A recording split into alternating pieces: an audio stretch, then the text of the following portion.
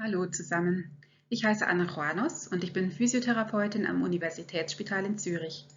Seit Mai 2020 beschäftigt sich unser Physiotherapie-Team mit den Folgebeschwerden nach einer Covid-19-Infektion. Das anfänglich unbekannte Fachthema haben wir im Austausch mit den betroffenen Patienten, mit den anderen Berufsdisziplinen und vor allem durch Kontakt zu anderen Physiokollegen peu à peu vertieft. So entstand eine Arbeitsgruppe, die gemeinsam das gleiche Ziel verfolgte. Unsere Profession soll Betroffenen eine adäquate und qualitativ hochwertige Behandlungsstrategie anbieten können. Es freut uns sehr, dass aus dieser Arbeitsgruppe nun kurze Videosequenzen entstanden sind, welche auf wissenschaftlicher Basis einen Überblick über Symptome, Assessments sowie physiotherapeutische Behandlungsstrategien aufgezeigt werden können. Dies ist das zweite Video unserer Reihe. Die Kurzvideos richten sich primär an andere Physiotherapeuten. Die Symptome nach einer Covid-19-Infektion sind enorm vielfältig. Es sind meist mehrere Organsysteme betroffen und auch der Symptombeginn variiert. Manche entwickeln bleibende Symptome bereits während der Akutphase. Bei anderen können bleibende Symptome auch Wochen nach der Akutinfektion entstehen oder im Verlauf wiederholt auftreten.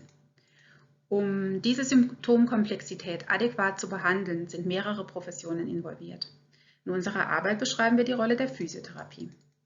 Gemäß Literatur ist die sogenannte Fatigue, also die allgemeine Erschöpfung, das häufigste Symptom.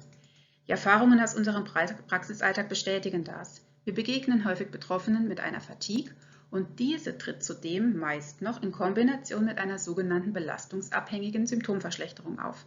Das ist nicht das Gleiche. Wir erklären die Begriffe. Wenn man die Fatigue in Bildern ausdrücken dürfte, dann würde sie vielleicht so aussehen. Fatigue unterscheidet sich von einer Müdigkeit im klassischen Sinne. Sie wird viel profunder wahrgenommen. Sie kann chronisch sein und/oder nach einer vorausgegangenen Belastung auftreten. Charakteristisch ist, dass sie unverhältnismäßig zum Belastungsreiz ist. Sie lässt sich auch durch ausreichend Schlaf nicht beheben. Eine Fatigue erfolgt nicht ausschließlich durch körperliche Belastung, sondern auch durch seelische oder geistige. Die Fatigue zu definieren und zu diagnostizieren ist im wissenschaftlichen und im klinischen Alltag schwierig bzw. komplex. Mit der Verwendung von Fragebögen können wir die Fatigue sichtbar machen.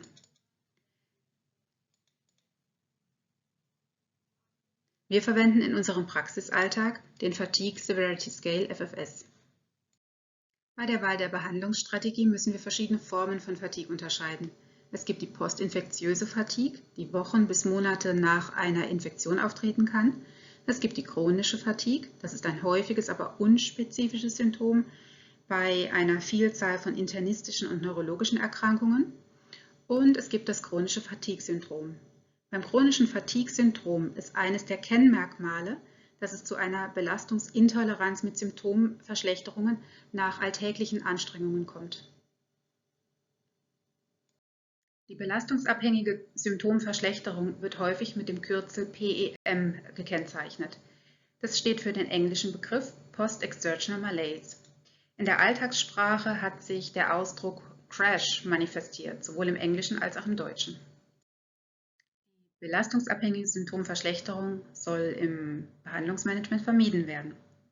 Es ist aber nicht einfach, sie zu erkennen, denn sie tritt häufig mit einer Verzögerung auf.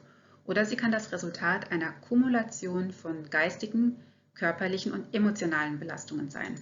Es ist wirklich wichtig, dass wir das erkennen, die Patienten dahingehend auch eindrücklich schulen und wir selber im Behandlungsverlauf nach diesen Belastungen screenen. Die Symptomverschlechterung kann mehrere Stunden bis auch Wochen anhalten. Ihr findet meist schon gute Hinweise in der Anamnese, welche Aktivitäten und welche Belastungen zu einer Symptomverschlechterung führen können. Um nichts zu verpassen, sollte in der Praxis auch immer ein Fragebogen verwendet werden. Wir verwenden den Depaul Symptoms Questionnaire. Das Erkennen einer Fatigue und einer belastungsabhängigen Symptomverschlechterung ist für uns im Praxisalltag entscheidend. Und so könnt ihr das Thema vertiefen. Und das sind unsere Referenzen. Wir danken für eure Aufmerksamkeit und wünschen euch viel Spaß mit dem nächsten Video.